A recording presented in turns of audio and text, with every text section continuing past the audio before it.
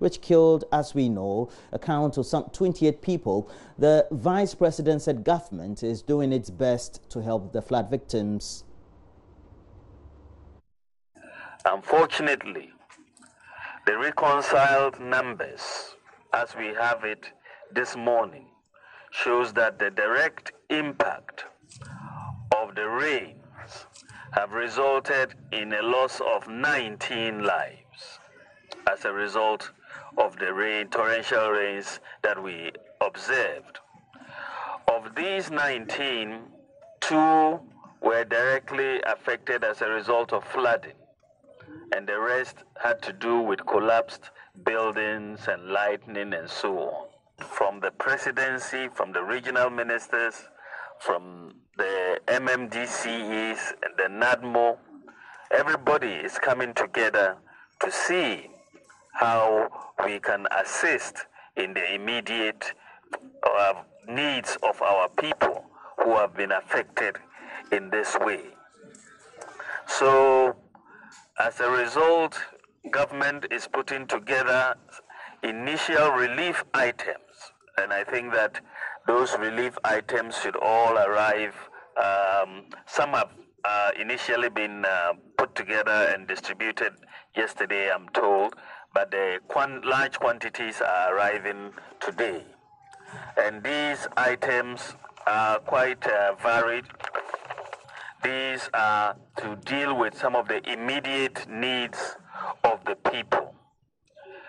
In addition, government has also provided cash of 50,000 Ghana cedis, 5 cedis, to deal with the immediate needs of the families that have been affected. And we are this is just our initial contribution to deal with what is happening. As we assess the situation, we will intervene as required to make sure that we deal with this problem that has been created. I've also tasked the MMDCEs, because if you look at it, the way we build sometimes doesn't help when the rains come with this type of force. And maybe I've asked that the MMDCs look at how we can. Dr. Mahamudu Bawumia has accused the opposition National Democratic Congress of failing to complete roads in its electoral stronghold, the Volta region, during its 8-year tenure in office. According to him, many of the roads the previous government claimed to have constructed were currently in poor condition. Dr. Mahamudu Bawumia announced government will subsequently from next month begin the rehabilitation of some key roads in the Volta region. Dr. Bawumia was speaking at a grand derby of the 2019 Klefeyam Festival celebrations in Ho. This year's festival served as platform to raise funds to provide the necessary facilities for the community health center to enhance healthcare delivery to natives. The Klepe Paramount Chief, Togbe Okujaga, affirmed the area's commitment to support government's efforts in developing the country. Undoubtedly, the central government has been helpful to Klepe in many ways. Nonetheless, Klepe continues to rely on self-funded spirit to complement the efforts of the government for the developmental needs.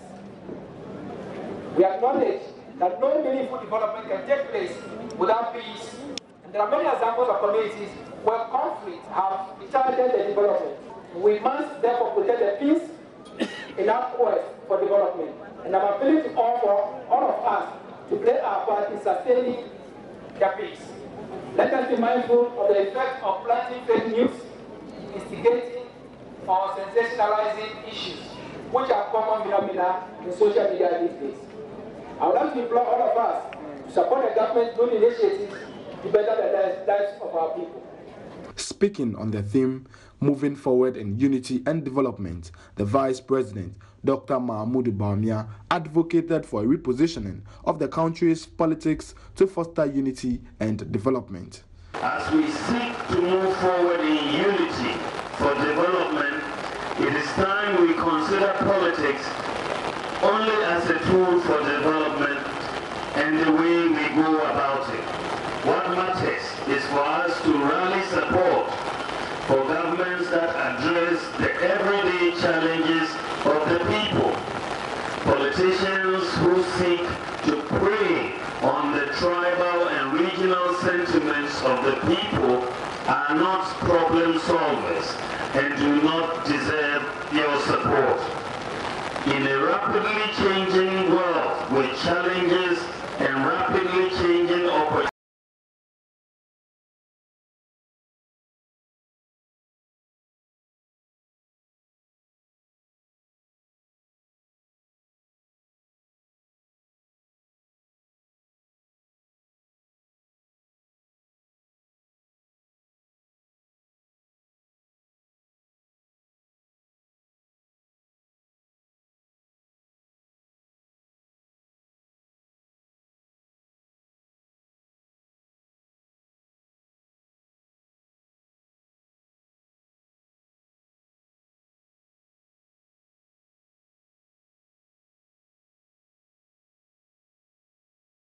not one road was completed.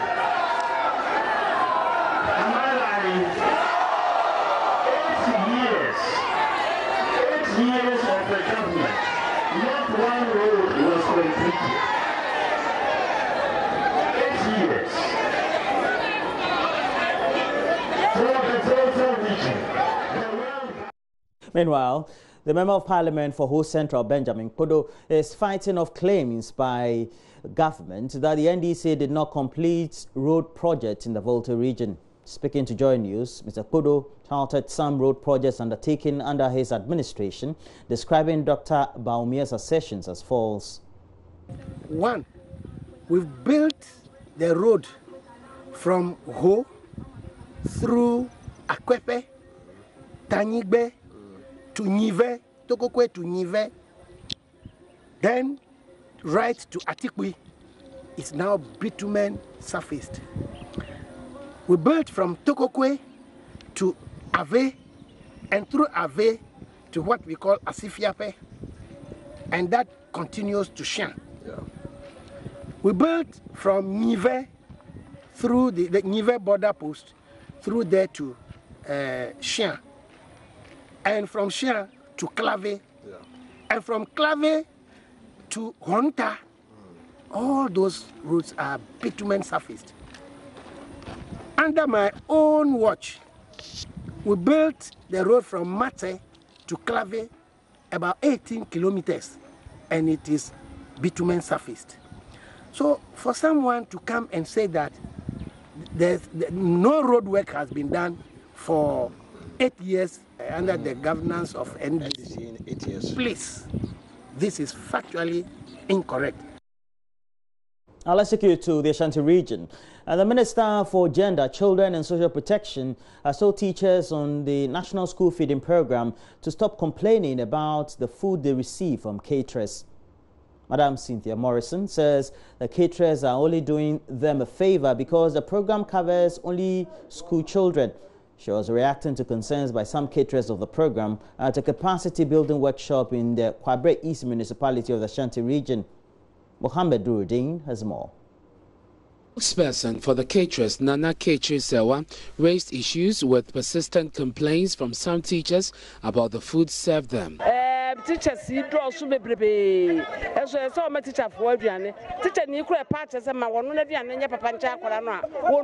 teachers are very many, but they have to be served with food.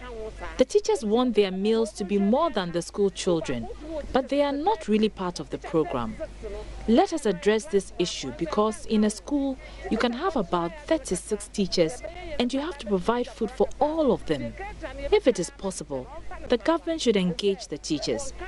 They must understand that they are not part of the program. Madam Morrison says caterers feed teachers at extra cost to themselves, so beneficiaries should lower their preference and expectation. But I want to use this medium to appeal to the teachers that even in our various homes, even them, they are our husbands who give us money to cook for them. It's not always that they get what they want. Sometimes, you decide to cook something else. And even when it's raining and you don't go to the market, you use what you have at hand. So I beg them. If the caterers are giving them food, then they are only doing them a favor. They are not originally part of the concept. The food is supposed to be for the school children, and so if they are partaking in it, they should take whatever is given them.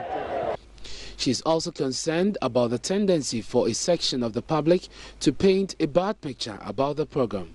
Occasionally you hear of bad food somewhere and the media carries it as if it is everywhere. And I'm glad you are here. Go around and look at the food. I always tell people, anywhere I go to, sometimes I go unannounced. I go and taste the food and I'm telling you, it is just like homemade food. You wouldn't even think that it is one city that they are putting together to cook. But you know, bad news sells. So with what we have seen today, spread the news that school feeding is doing very well. It is not all the negatives that you hear. Storage facilities and hygienic kitchens came up for discussion at the event. The minister wants Ghanaians to complement government's efforts by building such facilities through communal labor. We've told our development partners we are starting, some of them are starting kitchens for them, but I don't believe that the government can do it all. So I'm also appealing to the PTA, since their children are taking part in the food, you know, they can come together and buy maybe roofing sheets and peelers and whatever to construct the kitchen. And the community whose children are also going to the school can come together, communal labor, and build a small kitchen. Mahmoud Mohammed Nuruddin's report for JoyNews. Back here in the crowd, the headmistress of the St. Mary's Senior High School, Grace Mansa Ishen, says the provision of infrastructure for schools is not solely the responsibility of government, as she admonished all students of schools across Ghana to also support their own. Speaking of the commissioning of an infirmary provided by the 1970-year group of the school, she said the mini clinic is a boost for the health and academics of students. Maxwell Gbagba was there and has more.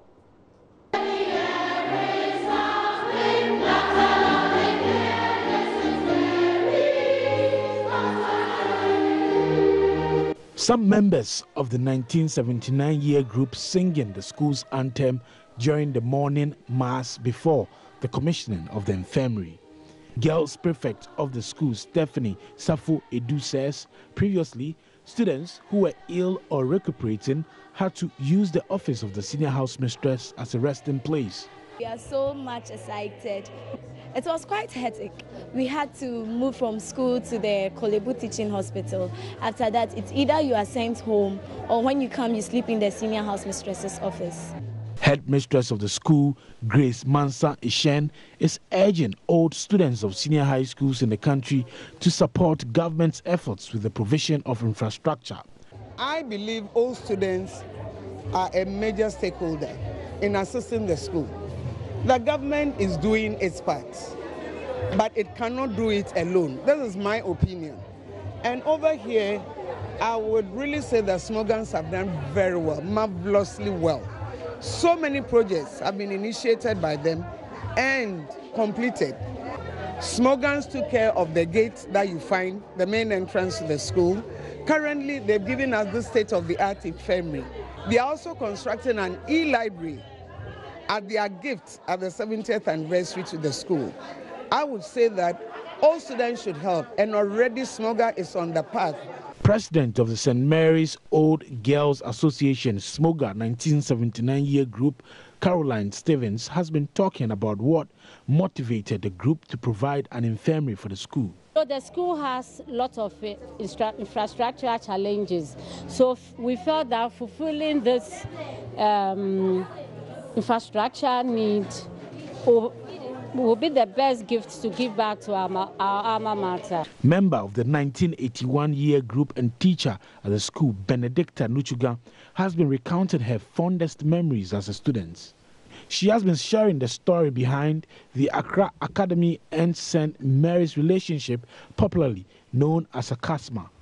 Accra had their school campus at Accra, and then they had their boarding house at Mamprobi, and then we didn't have a wall. So anytime they were driven to school, our girls would wave them, and then they knew when they would be returning, wait for them and wave them back. So that is how it started before they went to Kadeshi, and it has stuck. So the feeling is deep. Akasma, Obawa. Her colleague, Na Ashifia Brasekwe, has also been sharing some of her best moments at St. Mary's SHS at Kolebu. St. Mary's, I remember my first headmistress, Sister Ruth. We call her Ruth Tutu. But when she's coming, you say, Atala is coming.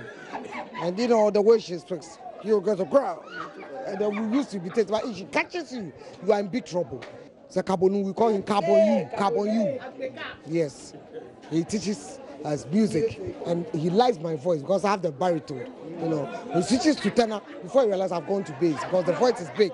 You know, you have the family voice. But Mia Haji, yes, tu. Oh, Mauta wala di hu, yes, swapeta ulo. Labadokwi bobola nipobe, de hu. Well, some more students of St. Mary's Senior High School right here, they used to call St. Mary's Secondary School, doing some recollection of their times in school. It was a great time also for all of us to feel some nostalgia. Well, I'm going to have here, as I'm sandwiched by the returnees. Well, the returnee actually. Mama Biosabwaji has been here, and then Kojo Yangson is back. So we'll have some great times. We'll do news review next. Stay with us.